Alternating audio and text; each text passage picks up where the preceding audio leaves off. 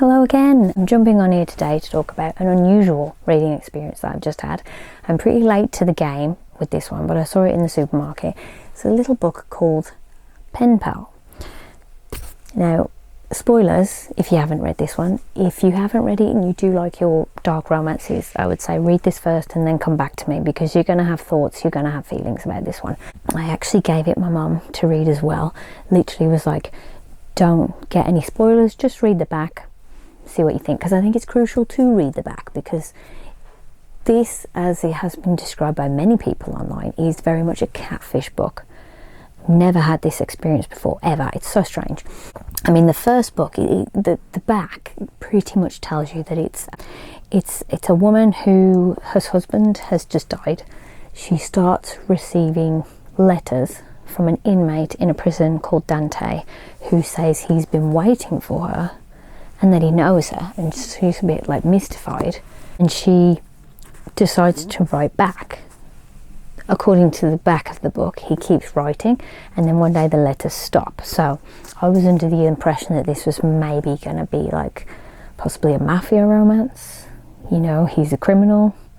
Is he something to do with her husband's death? Amnesia maybe? Don't know. This was not what this story was. So you start the story and the letters show up. She's living in an old house and she's receiving them from this person called Dante. Now the letters don't actually form a big part of this story, so we're full on spoilers now, full on spoilers. You've had your warning, come back to me when you've read this book. She actually starts needing housework because her roof's gone, and she gets a contractor in called Aidan. Now you spend quite a good chunk with Aidan, so then I'm like, well, when's Dante showing up? Because I'm getting attached to Aidan, because he's got that, well, I've met him first, so I'm attached to him, so I'm going to be real annoyed when Dante shows up and he takes over the book. At some point you start forgetting about the letters, and then they do show up gradually throughout. We're getting a nice steamy romance. You're getting hints that maybe all was not well with the husband, picking up elements that there was maybe domestic violence involved. You're even starting to think that, well, why won't she just say that her husband's dead? She just says, no, we're separated. And so I'm like, okay, well, did she kill her husband? Is this how she knows the mystery man from prison? Like, what's the deal? She has a housekeeper who she speaks with, and all of a sudden, I mean, this is where my mind's at, literally. She starts getting hauntings in her house. So she's experiencing like supernatural activity. Starts talking to the housekeeper.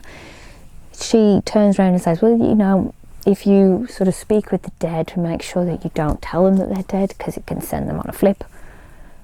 Okay.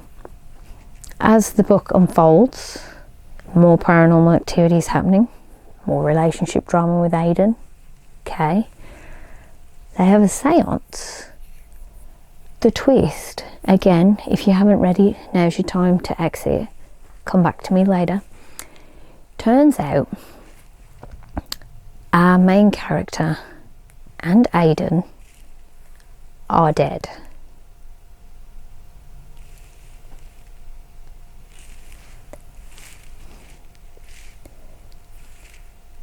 Let's just say I was so gutted. Oh, I was so gutted. But the thing is, this is what, initially when I read it, I was like, what? Like, because I was invested in these characters, and this is where this book is actually really, really good, because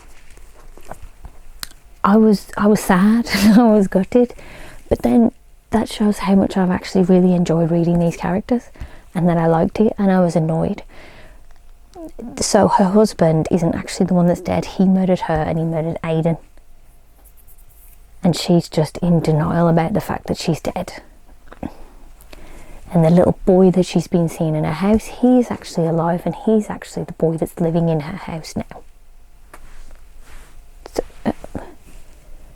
never in my life have I been bamboozled by something like this before. I think if it was a movie, I would have clicked that that was what was going on, because you've got the visual cues. And I suppose if you read it again, and when you think about the things that happen, like the knocking at the door with nobody there, which you find out that's Aidan.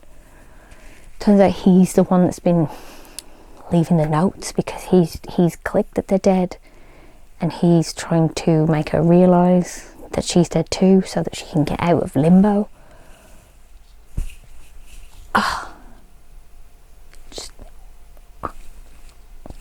I was literally bamboozled by this book.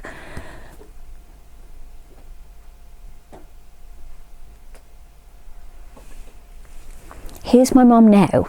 Mum, pen pal, thoughts. Very good read. You didn't click either? No? No, I didn't click. She didn't see it coming either, guys.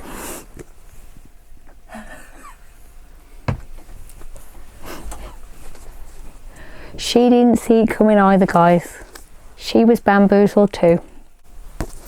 Literally floored by the twist in this one, but I think it was well done. And looking at it, it is a solid read.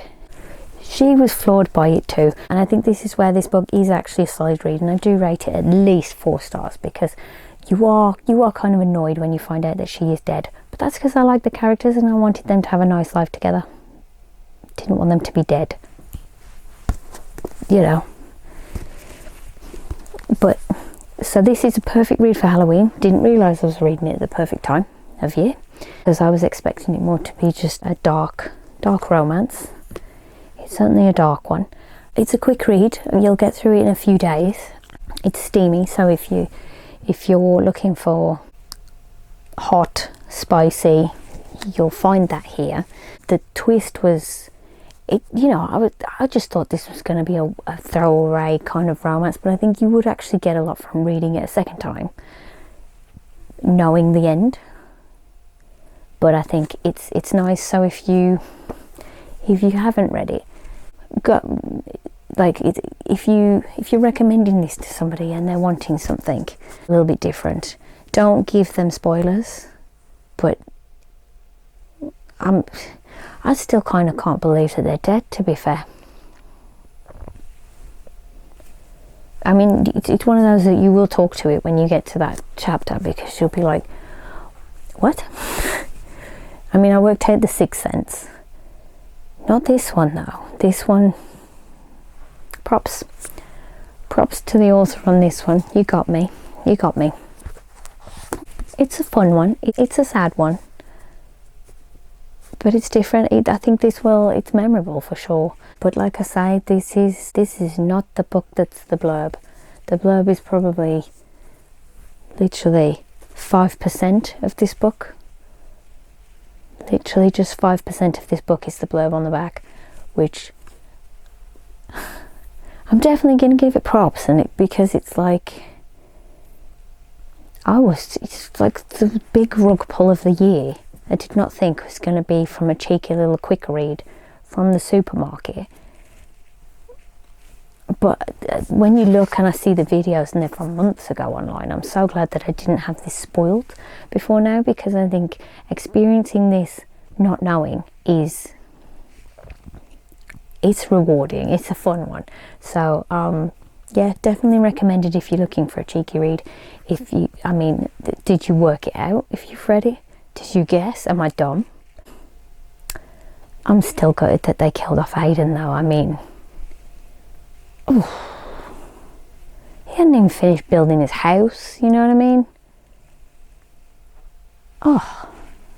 But yeah, so recommended, definitely. I'll probably reread this one around Halloween time if I'm going to reread it. But yeah, so I'd love to find some more rug pull books. If you do know of any, let me know, because who knew this was a little side genre that was out there. So recommended if you want a cheeky read.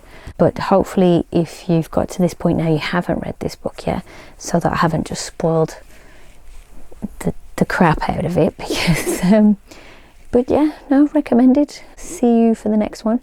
And yeah, wow.